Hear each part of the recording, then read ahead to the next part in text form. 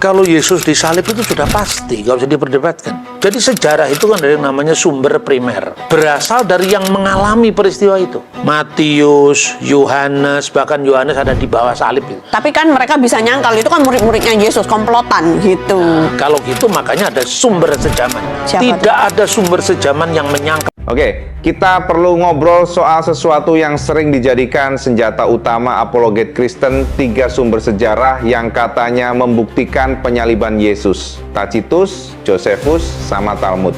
Kedengarannya meyakinkan, tapi kita bedah satu-satu. Yang pertama, Tacitus. Sejarawan Romawi nulis sekitar tahun 116 Masehi, masalahnya itu 85 tahun setelah kejadian. Tacitus bukan saksi mata. Dia bahkan tidak menyebut satu pun sumber primernya. Jadi pertanyaannya simpel, dari mana dia dapat informasi ini? Kemungkinan besar dari komunitas Kristen yang sudah tersebar di Roma waktu itu.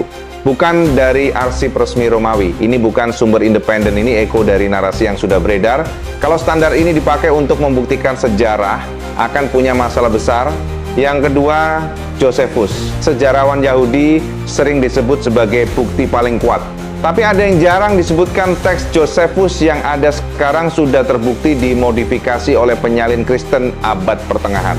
Frasa seperti dia adalah Kristus para sarjana sendiri, non-muslim, hampir sepakat bahwa itu interpolasi, ditambahkan belakangan, bukan tulisan asli Josephus. Nah, kalau teksnya sudah terbukti pernah dimanipulasi, di satu bagian pertanyaannya, seberapa yakin kita bagian lainnya masih murni, dan seluruh manuskrip yang ada berasal dari satu keluarga naskah tunggal.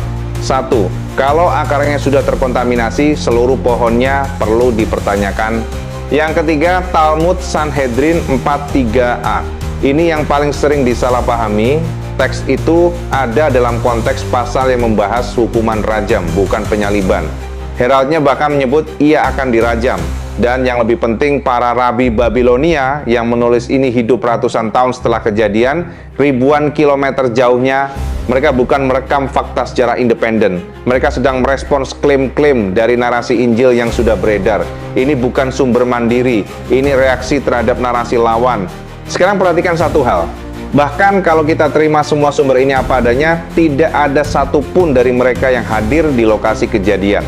Tidak ada yang bisa memverifikasi secara langsung siapa yang ada di atas kayu salib itu. Tacitus nulis 85 tahun kemudian, Josephus lahir setelah kejadian, Talmud ditulis berabad-abad setelah itu. Mereka semua meneruskan laporan, bukan menyaksikan langsung. Dan satu hal lagi yang perlu kita tanyakan, seandainya benar ada penyaliban, apakah itu otomatis membuktikan kematian atau ketuhanan? Apakah itu membuktikan kebangkitan? Tacitus, Josephus, Talmud, tidak satu pun dari mereka membuktikan kebangkitan. Mereka hanya bicara soal eksekusi. Tapi justru kebangkitan itulah inti dari klaim teologi Kristen. Dan untuk itu tidak ada satupun sumber sejarah eksternal yang bisa membantunya.